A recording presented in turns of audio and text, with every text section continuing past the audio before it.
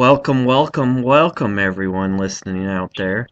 I'm Nathan Benham. I'm your host of Shadow Play Paranormal, a new podcast on the Bad Dinner Guest Family Network.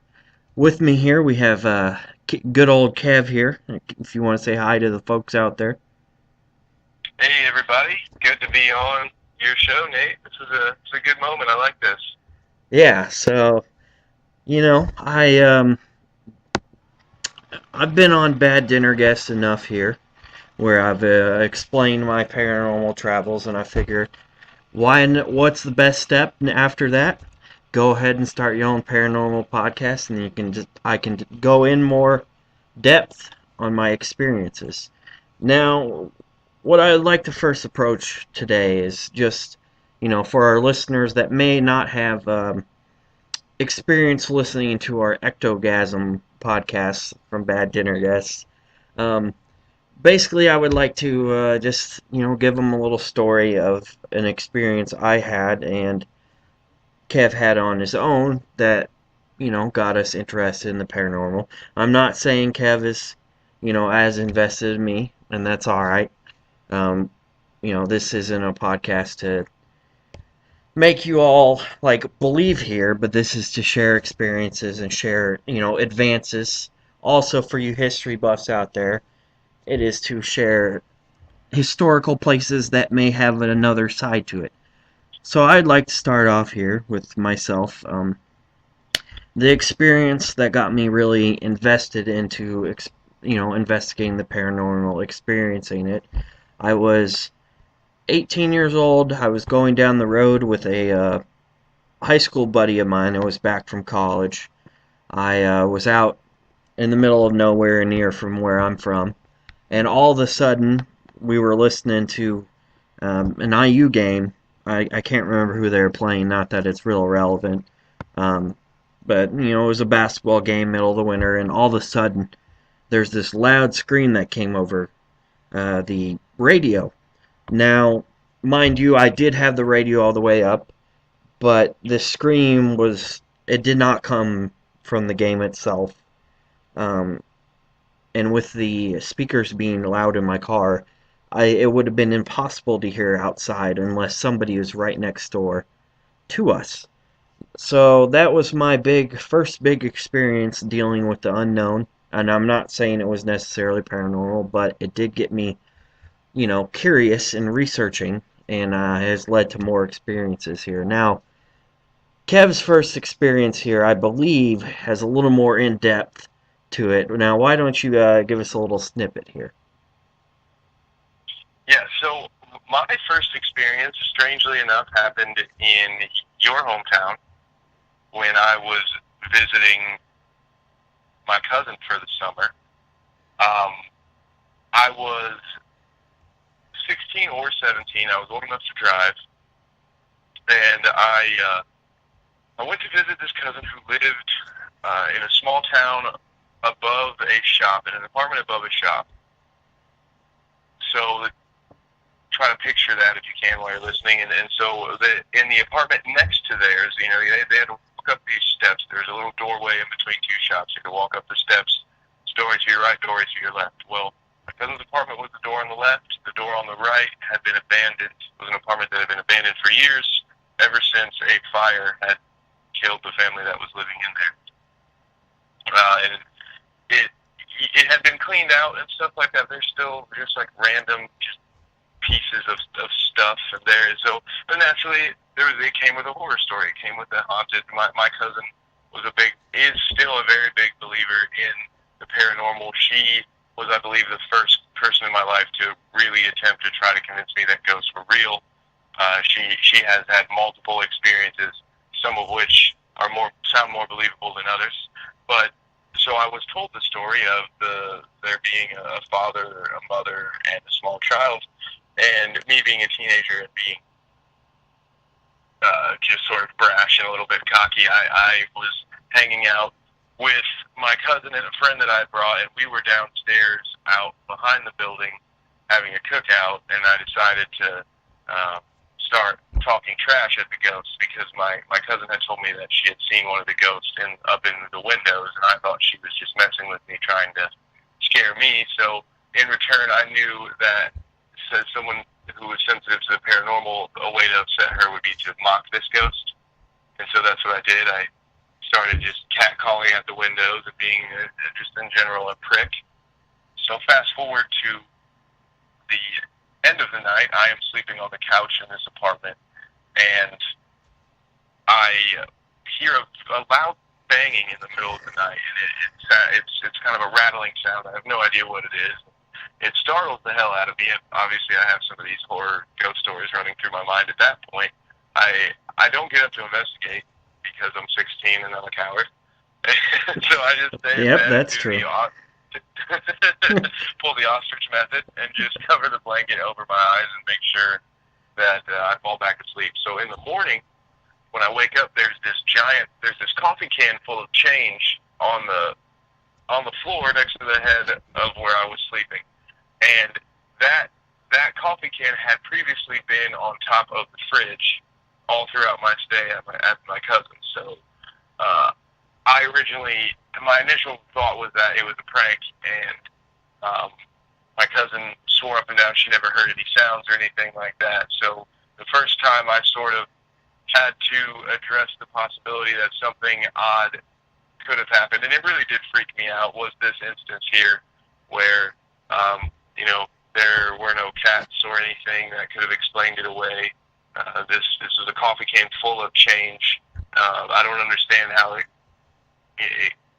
someone could have picked it up and moved it over there or something, but I heard it. I heard the sound. So that was the most interesting, the most tangible, I guess, experience that I've had of anything other than, feeling a chill in a creepy place.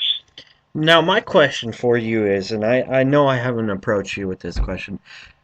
You would say this coffee can of change and stuff was pretty heavy, right?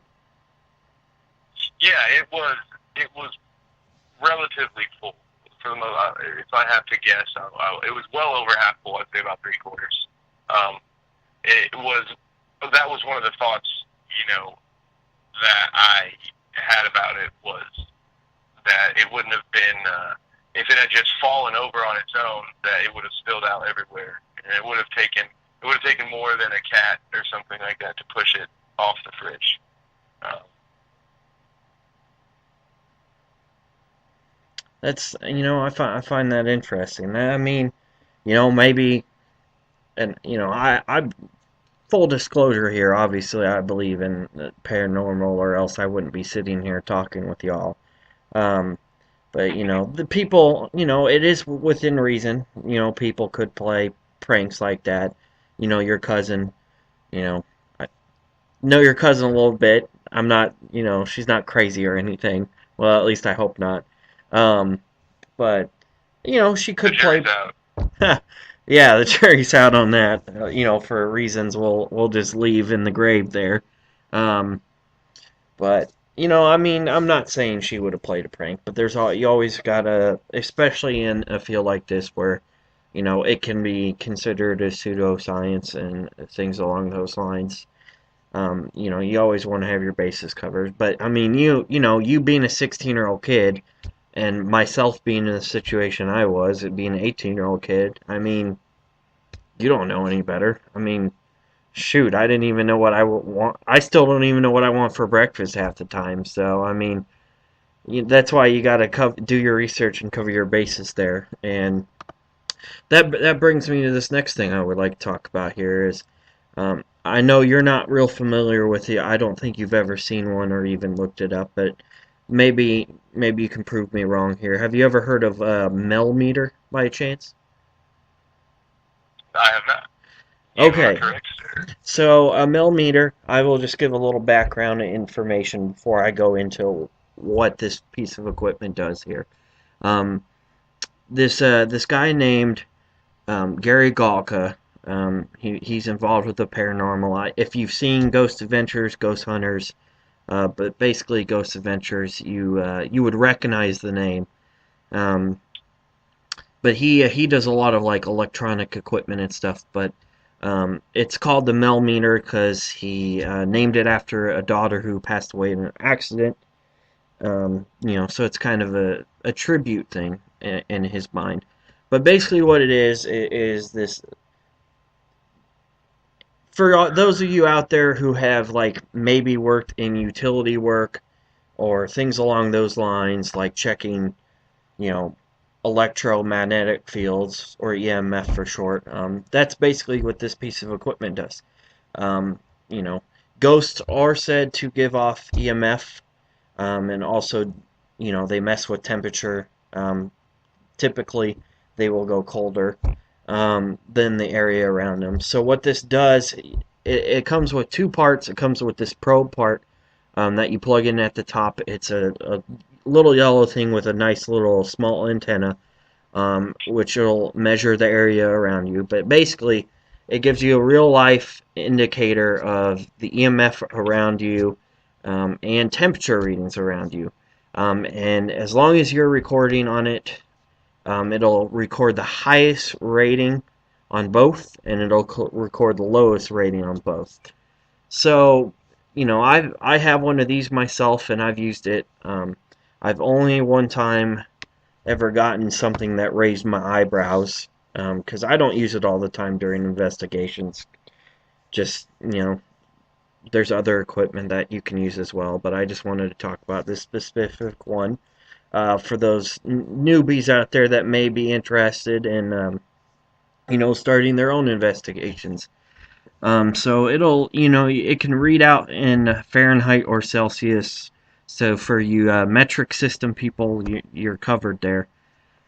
But yeah, so it's a piece of scientific equipment to help lead to proving ghosts. For those listening out there, whether or not you believe or not, um, they are trying to do scientific equipment with it. So I would just wanted to speak a little bit on that, just to give something people out there listening a scientific background of investigations, more so than your normal ghost stories like we just discussed there. So um, next time I see you, Kevin, I'll make sure to have this with me so you can take a look at it. Yeah, definitely. I want to see it. I want to have some pictures. Um, Go ahead. Go ahead. Oh no, yeah. I want to see. Just bring whatever equipment you have for next time. I want to go on a ghost hunt soon. I want to see what it's about. All I've ever heard are stories, so I want to see what the whole thing entails. I feel like it's the only way to know if you're a believer or not. I don't knock it until I try it. Until I can disprove it, I believe it's in the realm of possibility. Yeah, absolutely. One of the reasons I'm talking with you here. Yeah, absolutely. And I want to say this as a disclaimer here for everybody. Um, these ghost hunting shows you see on TV, whether it's Ghost Hunters, Paranormal State, um, Paranormal Lockdown, Ghost Hunters, etc., etc., um, they take 8 to 12 hour investigations, and they have to fit that all in a 42-minute TV show, or however long it is. Because typically, I can just speak from the Ghost Adventures, it's about 42 to 44 minutes, even though it says it's an hour, because of course they have to have their ads and commercials, so we get free TV, although it's not really free. But um, so yeah, so it seems like a lot of times they will just get constant evidence on top of it. But based on my experiences, and talking to other investigators as well, I mean, you can't go into a place expecting things to happen, because if you go into a place that is purportedly haunted, or infested, whatever you want to call it, if you're expecting for things to happen, like a lightning strike, basically, you're going to be disappointed. And that's ironic coming from me, because I'm definitely not the most patient person in the world. So if I'm, listeners out there don't necessarily know me, but if I'm saying you got to be patient, then you definitely got to be patient there. Um, so when you accompany me on a investigation wherever it will be, you just can't get super discouraged, because there will be, in my experience, there will be hours, like 2, 3 hours, where things will necessarily not happen. And then there will be little pockets of time where things will just keep happening. And it may not be an apparition, a full body apparition you see. So, like you were looking at me or I was looking at you in real life. It could be, orbs. It could be shadow figures walking across. It could be an EVP, which for people out there who don't know what that means or stands for, it's electro voice phenomenon. Um, it's just how we are able to listen to spirits, whether it's residual energy or if it's an intelligent spirit. Because sometimes you'll hear things like there's, people walking down the halls when nobody's there. Um, it could just be, past years coming through. So, um, just you got to be patient. That's the biggest thing I can suggest to everybody listening there, and you yourself, Kevin, because I know you're not the most patient person either. What? Where's the proof? Okay, fair enough. No, but so to that, I have a quick question for you. I know you said you can't go into it with the mindset of, I expect something to happen. So do you sort of take the scientific method approach to it? Like, for instance, one of the other podcasts that we do revolves around conspiracy theories. So whenever I do that research, my idea there is to disprove it. So if someone would go into one of these situations with it in their mind to disprove it, do you think that that would affect, like, would they just be excusing away what they're seeing? Do you think that would it have the same effect? You know what? Well, here, Is the counterpoint true? well, for that, I can't speak for everybody, but I can't say personally on that. Um, I think the biggest thing on that would be is you go into, and I'm just gonna, because we are gonna discuss it down the road here. If you go into Waverly Hills Sanatorium, a old abandoned tuberculosis hospital, sanatorium, whatever you want to call it, in Louisville, and you go into the building, you're like, nothing here is real. You're gonna have a bad time unless something drastic or in your face happens, like you see an apparition walk and it's not anybody that's here in the present day living. um if you go to these places, you gotta have an open mind. It's good to be skeptical, absolutely good to be skeptical, because you could think for example, I was there with a couple other friends who like doing investigations, and we thought we may have heard something down the hall, like just a disembodied voice. And I mean, it turns out, you know, things could carry in there. Because, I mean, acoustically, if you look at the building, and unfortunately, we aren't able to share a picture with you during this podcast here, but on Bad Dinner Guests blog, there are pictures of Waverly Hills. If you look at Ectogasms and Ectogasms Part 2 podcast, you have to search for it a little bit, but there is a search option there. Um, this building it's a bat wing shaped building, which is ironic enough with it being Batman Day. Um, so it ties in. There we go.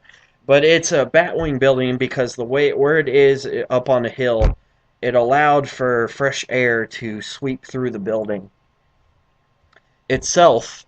Because at the time they thought maybe fresh air and things along those lines would help with tuberculosis before we got the medicine that basically, because for all intents and purposes it's not eliminated, but it is eliminated. Because how many people now do you hear having tuberculosis?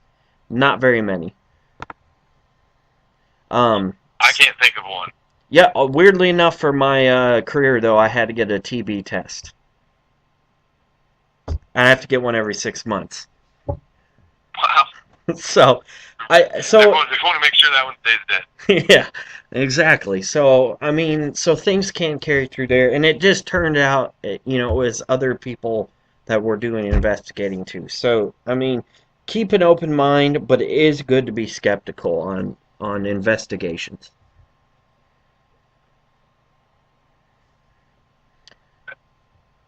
So you mentioned Waverly. I know that we discussed it once in one of your, I believe it was Ectogasms 2, Yes, was Waverly. and Um, one was like pre-investigation, two was post-investigation.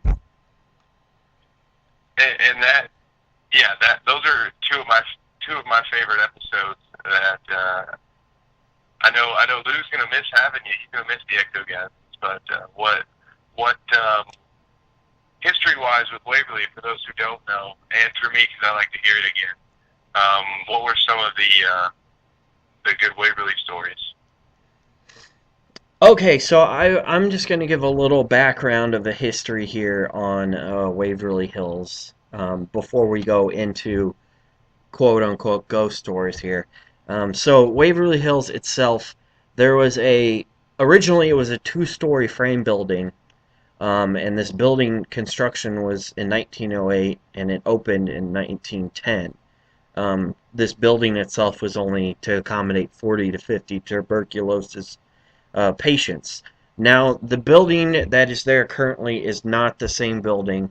It is a Gothic style sanatorium, which honestly, whether you believe in ghosts or not, when you come up the drive to this building, it is honestly one of the more eerie sights you can possibly see.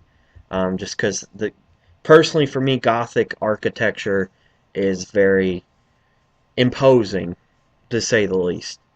I'm not sure if I'm not an architect. I'm not into architecture, so I can't say if that's ever been a term used for Gothic. But anyway, so the construction on the current building was in March of 1924, and it opened in October 1926. As a tuberculosis hospital, it was only in operation for 34 years. That building, obviously the years prior to 1908, it was still tuberculosis. Just because an antibiotic was created and it was successful, which is why we don't have TB now. The building itself also has been a geriatric facility. I am personally not completely aware of the history of that. And for those who don't know, a geriatric facility, it's just basically a nursing home. For those who are not aware of what that is, however, and like I said, I don't know too many stories on this part of the history of Waverly Hills, but it was closed by the state of Kentucky in 1982, because apparently and allegedly there was patient neglect. So since 1982, it really has not been in use. It's been owned by a few people. It's currently owned by Tina and Charlie Mattingly, um, who still own it today, and they attempt to restore it through. They do. I will say they do hold a haunted house attraction in the basement, or not the basement floor, the first floor. Um, but that when you go into the building and you're touring it itself, you can see, you go through the first floor and see everything. So, I mean, that doesn't, I will say that does not affect anything in terms of the paranormal itself. Um, so yeah, and they also host paranormal like tours other than investigations. They do historical tours. Um, they what's weird is and I mean I find this weird. I don't know if anybody else would find this weird, but during the winter they do a laser light show for whatever reason. I don't know. I've heard good things about it.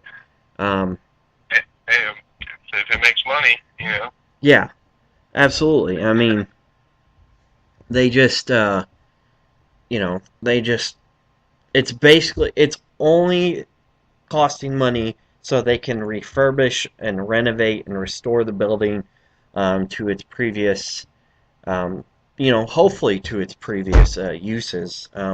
Not that they're opening another tuberculosis hospital there, because thank God we don't need that. Um, yeah, thankfully. So it's like I said, it's just to help renovate um, along those lines. Now to get into some of the paranormal side of things here, um, what I feel like is the most famous of the stories there would have to do with Room 502. Now, Room 502 was up on the top floor. There were 5 floors. The fifth floor, just to give a little background information, because it is relevant, on one side they had the children's ward. Whether it was children with the tuberculosis, or at one time they used it for children who had family. They had nowhere else to go because the only family they had was being patients in the lower floors.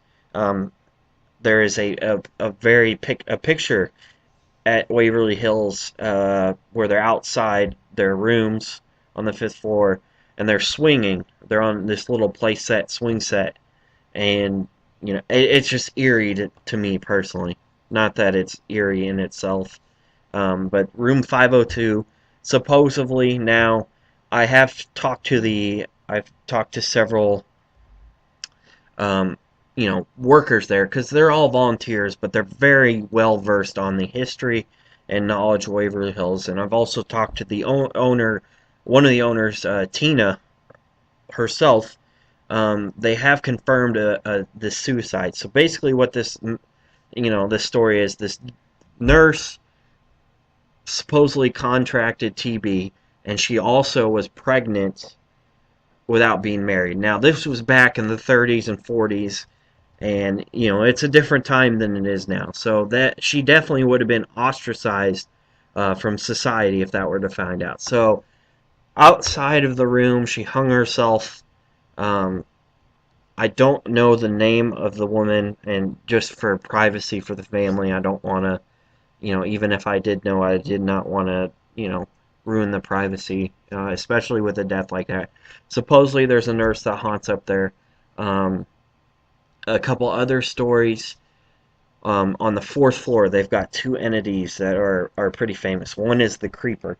Now, the Creeper, to give a little backstory here, the Creeper is this black entity it's a humanoid figure, but what it'll do is it'll drop on all fours like a crab, and it'll crawl real fast to you. It'll crawl up the wall.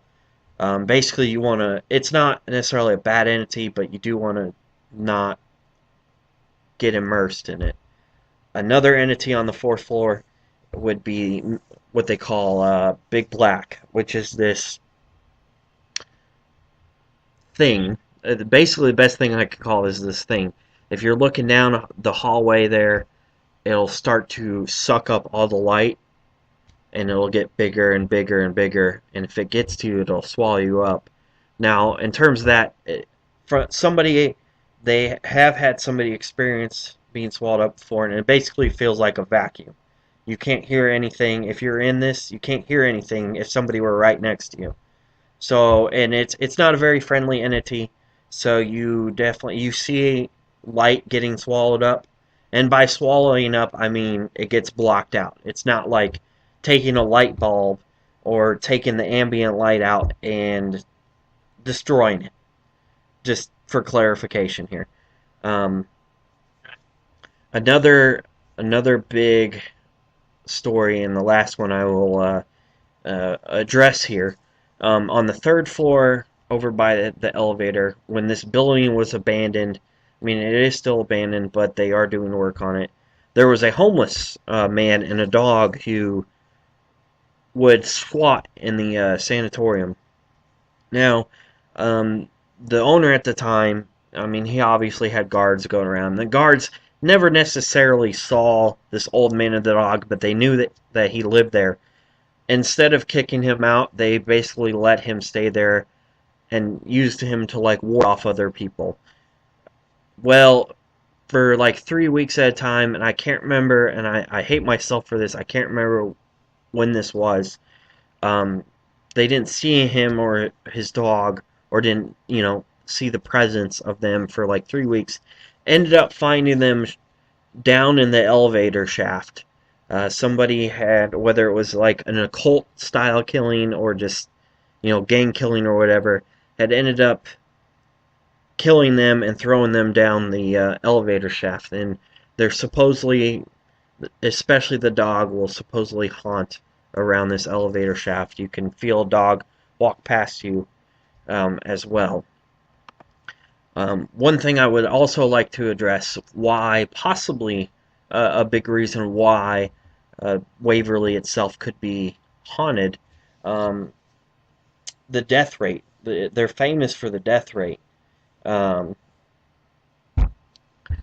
there's a lot of people that died, according to one of the assistant medical directors. Um, the highest number of deaths recorded in a single year was 152. Um, and that was around the Second World War because troops were returning from overseas and they had advanced TB cases. Um, there's not a complete death record, but it is suggested that there was over 8,200 deaths while in operation as a Waverly Hills Sanatorium. Like I said, I can't really speak for the geriatric facility. So you've got a lot of trapped soul, well, not necessarily trapped, but you got a lot of souls who died a death, a very painful death, and you know, not all of them were from TB. I would also like to bring that up. Um, there are two operations that the operating room is famous for. Lobotomies, especially if the TB patients had it in their heads and they were starting to, go mad, display negative behaviors, they would do a lot of lobotomies there, um, which, thankfully nowadays is very unethical to do. Another one, and it didn't have a specific name. So basically, one way they thought that they could help lungs get cured of TB is they would take out up to 8 ribs out of a patient, cut out 8 ribs. They would deflate the lungs because they thought that would give them time to heal, and they would sew them back up. Well, these people without the ribs, instead of being able to sit up straight like this, they were over like hunchback. And a lot of the times ended up dying not too long after. Now there's a few people they have that lived a while for it, but I mean, but to be fair though, back then our medical advances weren't necessarily great, and they wanted to try anything. And honestly, I'm sure some people being hunchback and living is better than having to deal with deadly disease because tuberculosis is nasty within itself. So that that goes back to the death rate, and that could go back to a reason why uh, Waverly Hills in itself could, that could play a big part in why it's as paranormal as it is. Um, I do want to clarify one thing, and I haven't spoke to it yet, but there is the famous death tunnel, which for the backstory, which why it was created. I believe I sent you some pictures of it, and we may have discussed it in Ectogasms Part 2. Um, this one of the doctors there at some time, I believe it was during the 20s or 30s, thought for patient morale to keep them going to fight this disease. For people who died of TB or, you know, something else that didn't need to go to the autopsy room, they would close the doors to the patient's rooms, and they would wheel them out of the room that the dead patient was in and wheel them down the first floor. Well, there's a hallway that connects, and then there's a tunnel that goes at a 45-degree angle over 500 feet down and they'd have a little opening where they would normally have some sort of coroner's vehicle, a hearse, things along those lines, and take them out. Now, I've been down there before, and I can't say I've had anything paranormal happen in it. I've spent probably 30 minutes total in the times I've been there, so, it could have things happen, it could not. But Waverly in itself, And then I will save this story for another time. You know, it's definitely provided me with proof in my eyes that what I believe in definitely has some scientific basis to it. Well, And why don't you, not to play devil's advocate, but why don't you want to tell it now? We were just talking about it. I kind of want to, I kind of want to know what this is here. At least give me a teaser. okay, I'll give you, I'll give you and the listeners out here a teaser. Um, Basically, a good chunk, well, not a good chunk, but a big thing that happened to me happened in the morgue itself, and it also happened near the lobby area on the first floor where patients and stuff would come in. And I will say, both of them, one was of a more sad, depressing nature, and one was more of an evil, possibly demonic in a sense, nature. Um, and you know what? I'll go ahead and tell you the demonic one. Um, so a buddy of mine. Yeah, yeah. See, you won over there. A buddy of Yeah. mine and myself, we were in the lobby area on the first floor, down from the hallway, um, down the hallway from the morgue. It was probably morgue is probably about halfway point on the first floor, and we were about all the way down at the edge. We were sitting there asking questions.